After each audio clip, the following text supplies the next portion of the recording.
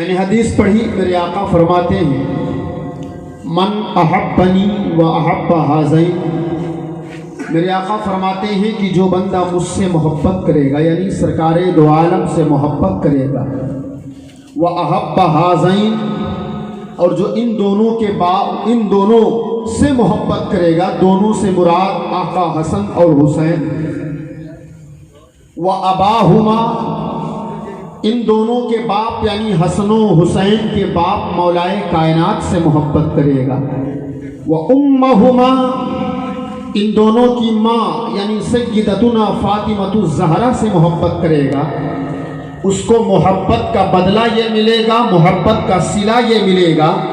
میرے آقا فرماتے ہیں کانا معی فی درجتی یوم القیامہ، کل بروز قیامت جب نفسی نفسی کا حال ہوگا، کوئی کسی کا پرسان حال نہ ہوگا، باپ بیٹے سے بھاگے گا، بیٹا باپ سے بھاگے گا، ماں بیٹی سے بھاگے گی، بیٹی ماں سے بھاگے گی۔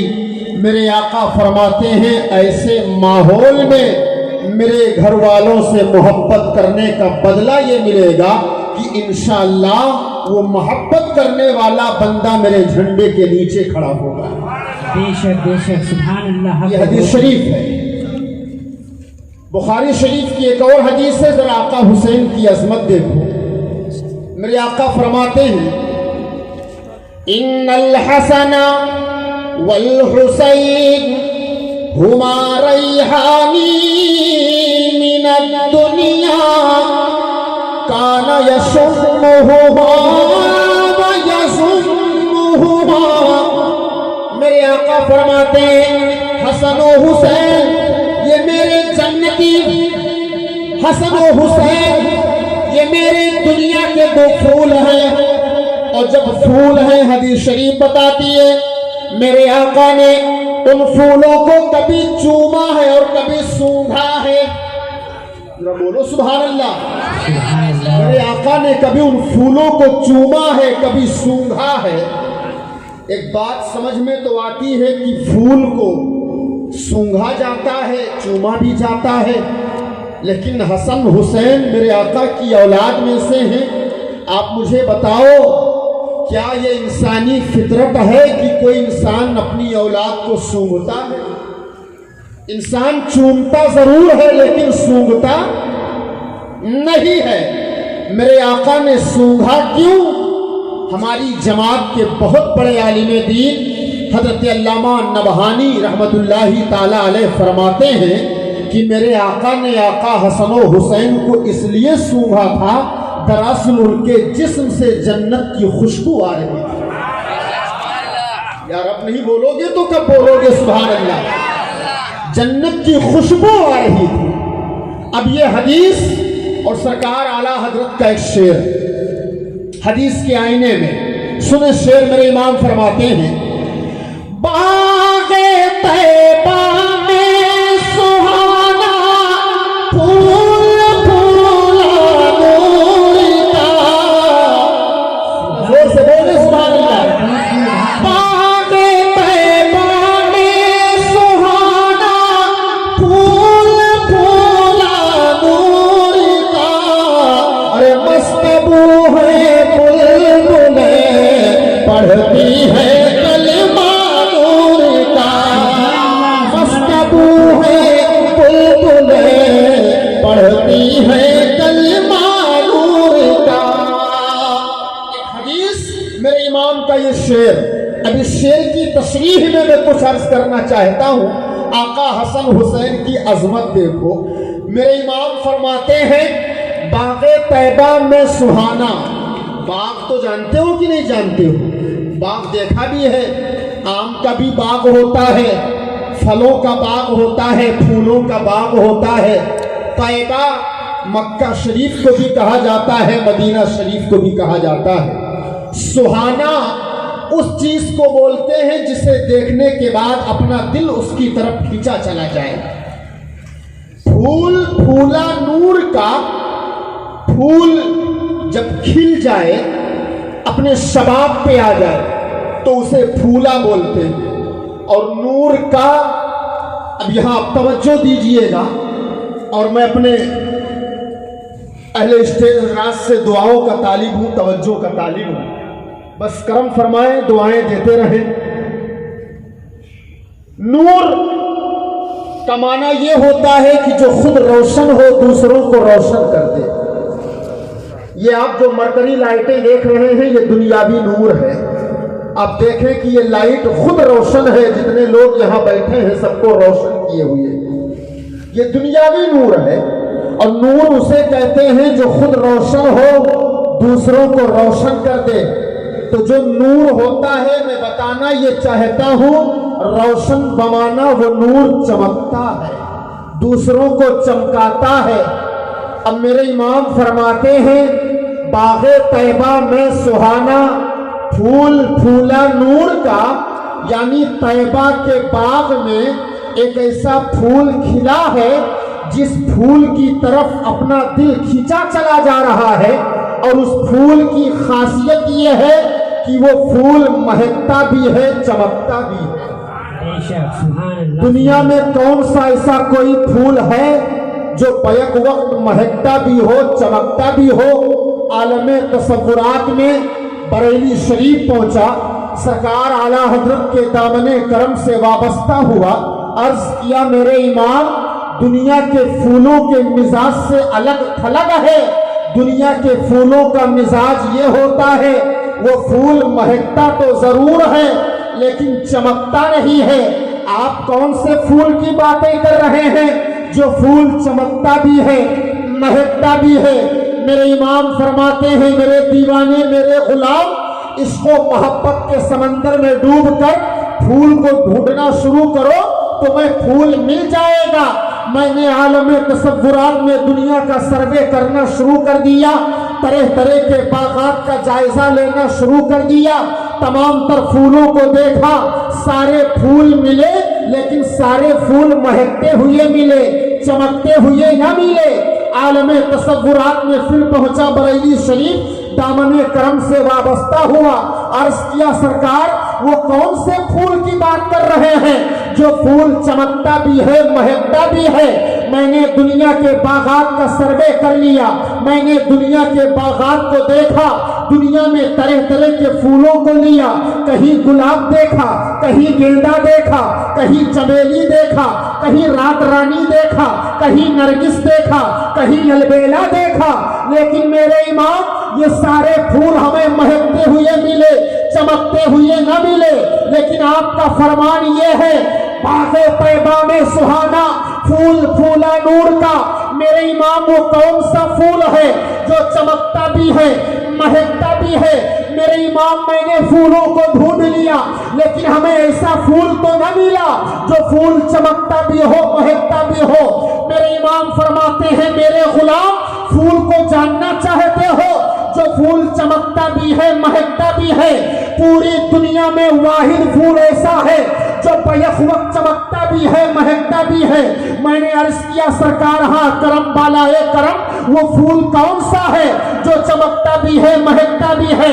الحمدللہ 100 سال کا زمانہ گزرنے کے بعد آج بھی گنبد رضا سے آواز آ رہی ہے۔ میرے امام فرماتے ہیں اگر وہ پھول چمکتا مہکتا دیکھنا چاہتے ہو تو پڑھو اعلیٰ حضرت کا شعر۔ میرے امام فرماتے ہیں کیا بات رضا اس چمنستان کرم کی، زہرا ہے گلی جس میں حسین اور حسن پھول، جو پھول مہکتا چمکتا ہے اس پھول کا نام حسن و حسین۔ نعرے رسالت، نعرے رسالت، علماء اہل سنت، نعرے تکبیر، سبحان اللہ سبحان اللہ۔ بہت خوب حق ہے۔ بس انہی چیزوں سے چند جملے چرا چرا کے میں آپ کے سامنے پیش کر دوں۔ آپ نے اپنے امام صاحب سے ایک واقعہ یہ بھی سنا ہوگا کہ میرے آقا جب نماز کی حالت میں ہوتے رکوع میں تشریف لے جاتے تو آقا امام حسن آپ کے پشت انور پہ سوار ہو جاتے۔ بولو سنا ہے کہ نہیں سنا ہے؟ زور سے بولو، سنا ہے نا؟ میرے آقا امام حسن پشت انور پہ سوار ہو جاتے۔ جب میرے آقا سجدے میں جاتے تب میرے آقا امام حسن پشت انور پہ سوار ہو جاتے۔ اور جب سوار ہو جاتے تو میرے آقا سجدے سے سر نہیں اٹھاتے تھے, سجدے کو لمبا فرما دیتے تھے. جب تک امام حسن پشت انور پر سوار ہوتے, جب تک میرے آقا سجدے میں سر رکھے رہتے. یہ واقعہ بڑا مشہور ہے, بس اسی سے کچھ جملے میں آپ تک پہنچانا چاہتا ہوں. میرا, آپ کا, ان سب کا, تمام مسلمانان اہل سنت کا یہ متفقہ فیصلہ اور عقیدہ ہے, میرے آقا صلی اللہ تعالی علیہ وسلم کی عظمت یہ ہے گویا میرے آقا سراپا قرآن ہے. زور سے بولو سبحان اللہ, اور بلند آواز سے بولو سبحان اللہ. میرے آقا سراپا قرآن ہے, میرے آقا سراپا قرآن ہے. ایک صحابی سے روایت ہے اور عشق کی بولی میں بولا جاتا ہے, جب میرے آقا اپنے زلف کو کھولتے تھے سبحان اللہ, تو ایسا لگتا تھا جیسے رحل پہ قرآن کھلا رکھا ہو. یار محبت سے بولو سبحان اللہ, سبحان اللہ. جیسے رحل پہ قرآن کھلا رکھا ہو جب میرے آقا زلف کھولتے تھے سبحان اللہ. یہ میرا عقیدہ ہے, میرے آقا سراپا قرآن ہے. اب میں آپ سے ایک مسئلہ پوچھنا چاہتا ہوں, بڑے سنجیدہ مزاج لوگ بیٹھے ہیں اس ترقی یافتہ دور میں لوگ, میں یہ جاننا چاہتا ہوں آپ اپنے امام سے کتنے قریب ہیں, اپنے امام سے آپ کتنے فیض یافتہ ہیں. میں آپ سے سوال کرنا چاہتا ہوں, مجھے بتاؤ آپ کی مسجدوں میں قرآن شریف رکھا ہے کہ نہیں رکھا ہے؟ ذرا زور سے بولو. قرآن شریف رکھا ہے, الحمدللہ گھروں میں بھی رکھا ہوگا. جب قرآن شریف رکھا ہے, میرا سوال یہ ہے, قرآن شریف کے اوپر کوئی کتاب رکھنا جائز ہے؟ بولو جائز ہے؟ کوئی اردو کی کتاب ہم رکھ سکتے ہیں؟ آپ اپنے امام صاحب سے مسئلہ پوچھئے, حضرت یہ جو مسجد میں قرآن رکھا ہوا ہے, اس قرآن کے اوپر ہم کوئی کتاب رکھ سکتے ہیں کہ نہیں رکھ سکتے ہیں؟ امام صاحب جواب دیں گے نہیں رکھا جا سکتا ہے. آپ کہو گے حضرت کیوں؟ وہ بھی کتاب ہے, یہ بھی کتاب ہے, آخر کیوں نہیں رکھا جا سکتا ہے؟ امام صاحب جواب دیں گے کہ قرآن کا مرتبہ الگ ہے, اس کتاب کا مرتبہ الگ ہے. قرآن آسمانی کتاب ہے, یہ قرآن یہ کتاب دنیاوی کتاب ہے, اس کو قرآن کے اوپر نہیں رکھا جا سکتا ہے. یہی نہیں, آپ سب لوگ جانتے ہو مسئلہ, لیکن میں بتانا یہ چاہتا ہوں, میرے آقا سراپا قرآن ہے اور قرآن کے اوپر کوئی دوسری کتاب رکھی نہیں جا سکتی ہے. کہنے والا کہہ سکتا ہے, اعتراض کرنے والا اعتراض کر سکتا ہے, جب نبی مختار سراپا قرآن ہے تو اس قرآن کے اوپر آقا حسن سوار کیسے ہو گئے؟ اگر آقا حسن سوار ہوئے تو یہ بتاؤ بے ادبی ہے کہ نہیں ہے؟ اگر سراپا قرآن ہے تو آقا امام حسن سوار کیوں ہو گئے؟ اعتراض کرنے والا اعتراض کر سکتا ہے, بولنے والا بول سکتا ہے, لیکن اپنا عقیدہ یہ ہے میرے آقا سراپا قرآن ہے اور مسئلہ یہ ہے کہ قرآن کے اوپر کوئی اور کتاب رکھی نہیں جا سکتی ہے. پھر میرے آقا امام حسن میرے آقا کے پشت انور پر سوار کیسے ہو گئے؟ ایک عام فہم آدمی سوچ سکتا ہے یہ تو ادب کے خلاف ہے. تمہاری سوچ تمہیں مبارک ہو, یہ وہ تحلیز ہے جہاں سے شریعت کا قانون بن کے چلتا ہے. جن کی اداؤں کا نام شریعت ہے, جن کے چلنے پھرنے کا نام شریعت ہے, جن کے گھروں سے قانون شریعت بن کے نکلتا ہو, میں تمہیں جواب دینا چاہوں گا.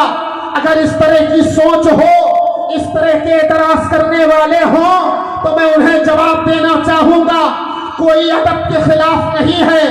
آقا حسن کا سوار ہونا کوئی ادب کے خلاف نہیں ہے.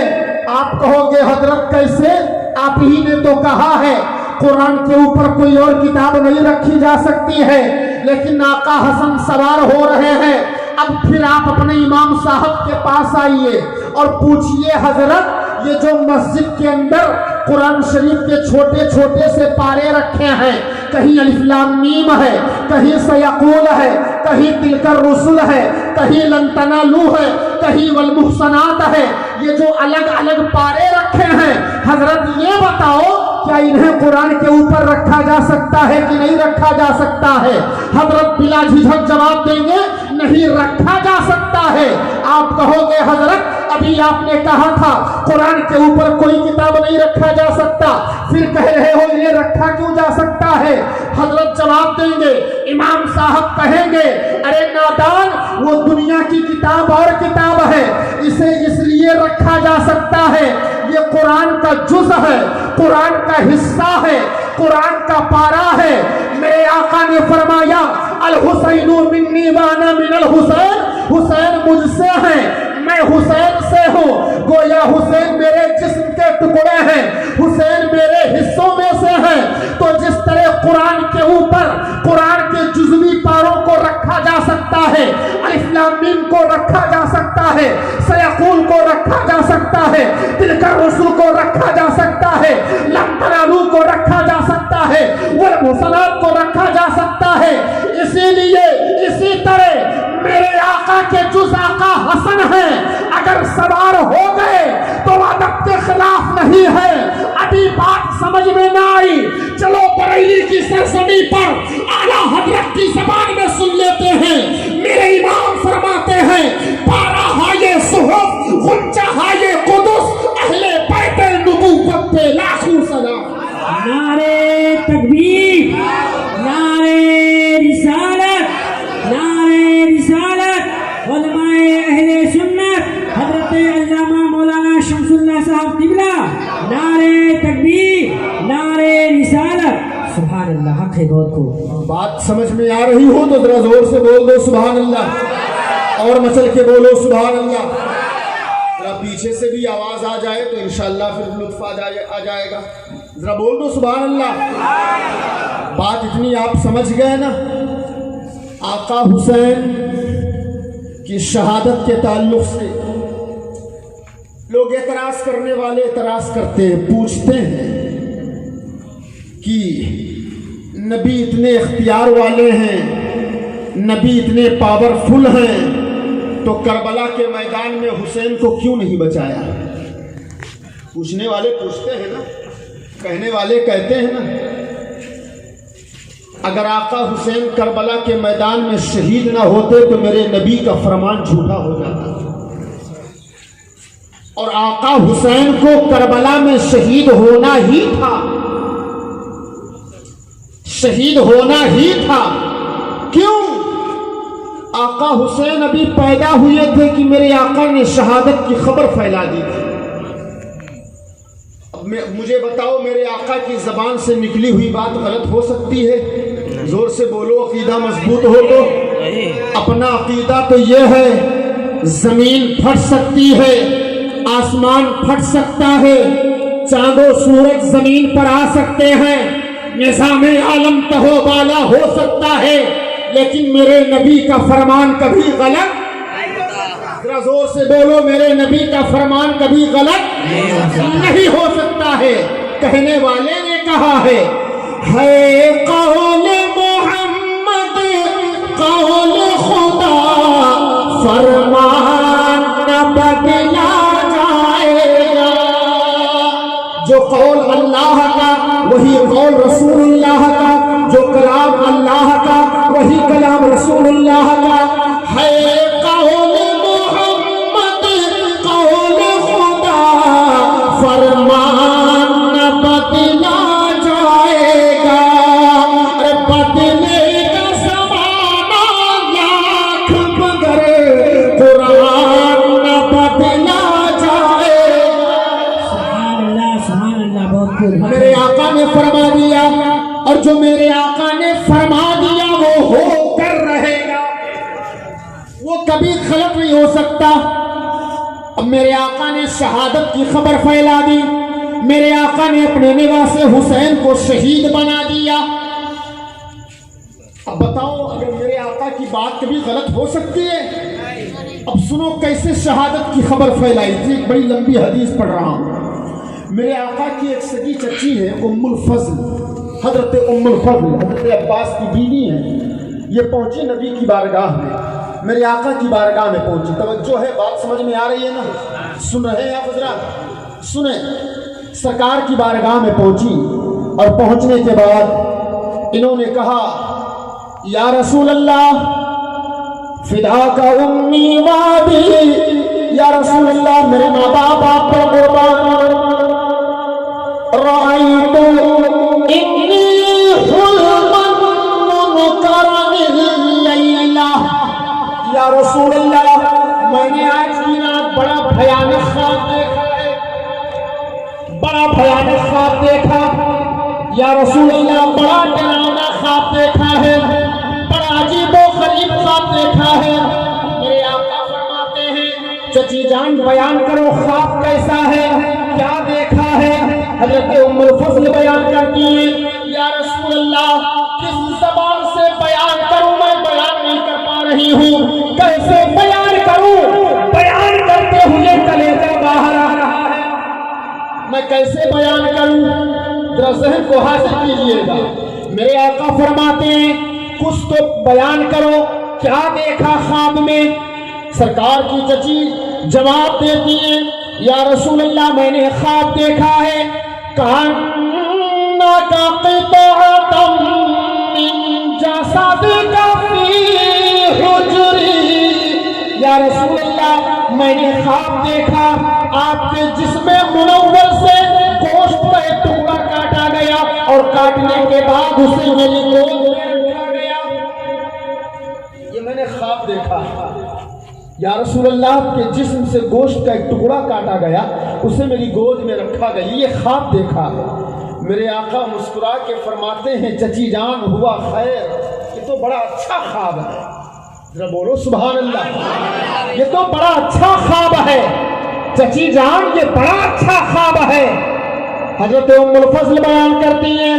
یا رسول اللہ یہ خواب اچھا کیسے ہو گیا میں تو خواب بیان کرتے ہوئے ڈر رہی تھی یا رسول اللہ یہ خواب اچھا کیسے ہو گیا میں تو بیان نہیں کر پا رہی تھی میرے آقا فرماتے ہیں چچی جان اس خواب کی تعبیر یہ ہے میری بیٹی کے یہاں تلد فاطمہ میری بیٹی کے یہاں ایک بیٹا پیدا ہوگا اور پیدا ہونے کے بعد وہ تمہاری گود میں آئے گا زور سے بولو سبحان اللہ میری بیٹی کے یہاں بیٹا پیدا ہوگا اور پیدا ہونے کے بعد تمہاری گود میں آئے گا ایک بات اور عرض کر دوں یہاں وہ جو ناپ تول لوگ کرتے ہیں کہ نبی کو علم غیب نہیں ہے دنیا کا کوئی بھی ڈاکٹر چاہے جتنا بڑا ڈاکٹر ہو وہ سچویشن کیفیت حالت دیکھ کر یہ تو بتا سکتا ہے کہ پیٹ میں بچہ ہے لیکن کنفرم یہ نہیں کہہ سکتا ہے بچہ ہے کہ بچی ہے لیکن میرے آقا فرما رہے ہیں چچی جان میری بیٹی کے یہاں بیٹا پیدا ہوگا اور پیدا ہونے کے بعد وہ تمہاری گود میں آئے گا میرے آقا نے فرمایا بیٹا پیدا ہوگا فولدت فاطمہ الحسین تو حضرت فاطمہ کے یہاں آقا حسین حضرت ام الفضل بیان کرتی ہیں اور جب پیدا ہونے کے بعد وہ میری گود میں آئے کما قال رسول اللہ صلی اللہ تعالی علیہ وسلم ویسا ہی ہوا جیسا میرے آقا نے فرمایا ویسا ہی ہوا جب میری گود میں آئے آنے کے بعد حضرت ام الفضل بیان کرتی ہیں میں آقا حسین کو لے کر نبی کی بارگاہ میں پہنچ گئی اور جب نبی کی بارگاہ میں پہنچی یہ حدیث شریف ہے جب پہنچی تو میرے آقا حسین کو دیکھ کر مسکرا رہے ہیں سبحان اللہ ذرا بولو سبحان اللہ دنیا کا ہر نانا اپنے نواسے کو دیکھ کر خوش ہوتا ہے اور یہ نواسا تو ایسا نواسا ہے جس نواسے پر نانا کو بھی ناز ہے خدا کو بھی ناز ہے سبحان اللہ سبحان اللہ میرے آقا مسکرا رہے ہیں میرے آقا حسین نے کس طرح لاج رکھی ہے لاج بچائی ہے معلوم ہے آپ کو ضمناً ایک جملہ اور عرض کر دوں پھر حدیث کا جملہ آپ کو بعد میں بتاؤں گا ایک واقعہ یہ بھی بڑا مشہور ہے حضرت سیدتنا فاطمہ الزہرا رضی اللہ تعالی عنہا کی عبادت اتنی لمبی عبادت ہوتی تھی پوری رات گزر इबादत जाती थी, एक सजदा नहीं मुकम्मल होता था। लाओ कोई ऐसी इबादत है, कोई ऐसा सजदा है, कोई ऐसी इबादत पूरी पूरी रात मुकम्मल हो जा रही है, एक सजदा नहीं मुकम्मल हो रहा है। सर सजदे में सुबह मुअज्जिन ने आवाज दे दी, फजर की अजान हो गई। अस्सलातु खैरुम मिनन नौम, नमाज तुम्हारी नींद से बेहतर है, नमाज तुम्हारी नींद से बेहतर है। हजरत सैयदतुना फातिमा ज़हरा सजदे से सर उठाती है, उठाने के बाद अपने हाथों को उठा देती है, अर्ज करती है, मौला परवरदिगारे आलम, ये तूने कैसी छोटी छोटी रातें बनाई हैं, रात मुकम्मल हो जा रही है, मेरा सजदा भी मुकम्मल हो रहा है। ये मौला कैसी छोटी छोटी रातें बनाई, मौला ये कैसी छोटी छोटी रातें बना दी, रात खत्म हो जा रही है लेकिन मेरा सजदा नहीं मुकम्मल हो रहा है।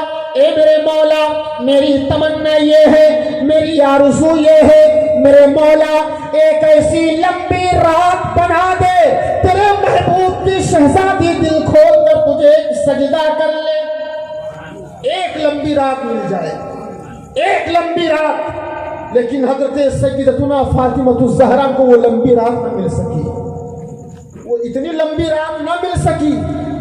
हजरत फातिमा का मकाम मालूम है कौन है? ये जिनके आंचल को चांद और सूरज ने भी नहीं देखा है, बोलो ना सुभान अल्लाह। जिनके आंचल को चांद सूरज ने भी नहीं देखा है, जिनके पर्दे का हाल ये था, ये मैं नहीं, मेरे इमाम बोल रहे हैं, जिनका आंचल ना देखा महो ने,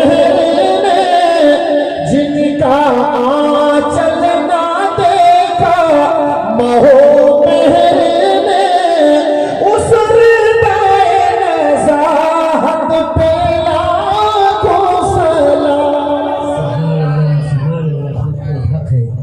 फातिमा को इतनी लंबी रात न मिल सकी।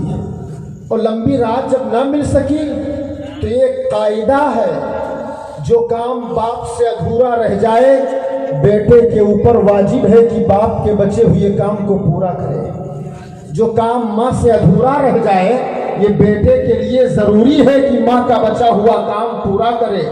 बाप ने जो आपका धंधा चलाया था, धंधा चलाते चलाते बाप का इंतकाल हो गया, अब बेटे के लिए जरूरी है कि धंधे को नीचे ना लाए, आगे ले जाए। बाप घर बनवा रहा था, अधूरे में इंतकाल हो गया, अब बेटे के लिए जरूरी है कि बाप के बचे हुए काम को पूरा कर दे। पिदर न तवानत पिसर तमाम कुनत, ये फारसी का मकूला है। हजरत सैयदतुना फातिमा ज़हरा जिंदगी भर दुआ करती रही, मौला ये कैसी छोटी छोटी रात बना दी है, रात खत्म हो जाती है, एक सजदा नहीं मुकम्मल होता है। परवरदिगारे आलम, तमन्ना आरज़ू ये है, एक ऐसी लंबी रात बना दे, तेरे महबूब की शहजादी तुझे दिल खोल कर एक सजदा कर ले। तारीख गवाह है, हजरत सैयदतुना फातिमा ज़हरा को इतनी लंबी रात जिंदगी में ना मिल सकी, इतना लंबा सजदा तो अदा ना कर सकी, लेकिन हाँ करबला के मैदान में सन 61 हिजरी में इन्हीं के बेटे आका हुसैन ने अपने सर को सजदे में रखा और सजदे की हालत में अपने सर को कटाया, गोया सजदे की हालत में दुनिया से जा रहे हैं और ये पैगाम देते हुए जा रहे हैं, ए मेरी मादरे मुशफिका, ए मेरी वालिदा माजिदा, तमन्ना ये थी इतनी लंबी रात मिल जाए, दिल खोल कर सजदा कर लो। तुम्हारी तमन्ना तो पूरी ना हो सकी, लेकिन तुम्हारे शहजादे ने करबला के मैदान में इतना लंबा सजदा किया है, इतना लंबा सजदा किया है, कायनात खत्म हो सकती है, दुनिया खत्म हो सकती है, कयामत आ सकती है, जिस दिन लोग उठेंगे आका हुसैन सजदे से सर उठाएंगे। गोया कहना ये चाहता हूँ, हजरत फातिमा की तमन्ना को इस तरह पूरा कर दिया, सर सजदे में रखा, जब तक दुनिया रहेगी, जब तक हुसैन का सर सजदे में रहेगा। बेशक बेशक हक है, क्या बात है, सुभान अल्लाह बहुत खूब हक है। الحمدللہ میرے آقا حسین کو لے کر حضرت ام الفضل سرکار کی بارگاہ میں گئی. میرے آقا نے اپنی گود میں لیا, آقا حسین کو دیکھ کر مسکرایا. ذرا بول دو سبحان اللہ. میرے آقا مسکراتے ہیں اور مسکرا کے فرماتے ہیں. حضرت ام الفضل بیان کرتی ہیں کہ تھوڑی دیر کے لیے میری توجہ ہٹ گئی, میں الگ دیکھنے لگی. پھر میں نے پلٹ کر نبی کا چہرہ دیکھا تو معاملہ اس کا الٹا ہے. فَإِذَا كَانَتْ عَيْنَاهُ تُهْرِقَانِ الدُّمُوعَ. حضرت ام الفضل بیان کرتی ہیں میں نے دیکھا کہ سرکار کے چشمان مبارکہ سے آنسو گر رہے ہیں, سرکار کی آنکھوں سے آنسو بہ رہے ہیں. عرض کرتی ہیں یا رسول اللہ یہ رونے کا سبب کیا ہے, یہ رونے کی وجہ کیا ہے, یہ آپ کی آنکھوں سے آنسو کیوں گر رہے ہیں, یہ آنسو کیوں بہ رہے ہیں. میرے آقا فرماتے ہیں اے چچی جان میں اس لیے میری آنکھوں سے آنسو گر رہے ہیں. اتانی جبرائیل, میرے پاس جبریل آئے, فاخبرنی, اور مجھے خبر دیا, ان امتی ستقتل ابنی ہذا. اے چچی جان میری آنکھوں سے اس لیے آنسو گر رہے ہیں کہ حضرت جبریل نے مجھے خبر دی کہ اب قریب آپ کی امت آپ کے شہزادے کو شہید کر دے گی. یہ حضرت جبریل نے خبر دی. اور یہی تک نہیں, اتانی جبرائیل بتربت من تربته حمراء. اے چچی جان جبریل نے اس جگہ کی مٹی بھی لا کر کے دی اور یہ بھی کہا یہ مٹی اس جگہ کی ہے جہاں آقا حسین کو شہید کیا جائے گا. اب مجھے بتاؤ میرے آقا شہادت کی خبر دے رہے ہیں کہ نہیں دے رہے ہیں؟ بولو دے رہے ہیں نا, شہادت کی خبر دے رہے ہیں. تو آقا حسین کو تو شہید ہونا ہی تھا. اب ایک جملہ عرض کر دوں, وہ مٹی کیا ہوئی جو مٹی حضرت جبریل نے لا کر کے دی تھی. میرے آقا نے اس مٹی کو اٹھا کر حضرت ام سلمہ کے حوالے کر دیا. حضرت ام سلمہ یہ امہات المومنین میں سے ہیں, ازواج مطہرات میں سے ہیں, ہماری آپ کی ماں ہیں حضرت ام سلمہ. اب ذہن میں سوال پیدا ہوتا ہے کہ آخر اس مٹی کو میرے آقا نے حضرت ام سلمہ ہی کو کیوں دیا؟ اس وقت دیگر ازواج مطہرات موجود تھیں,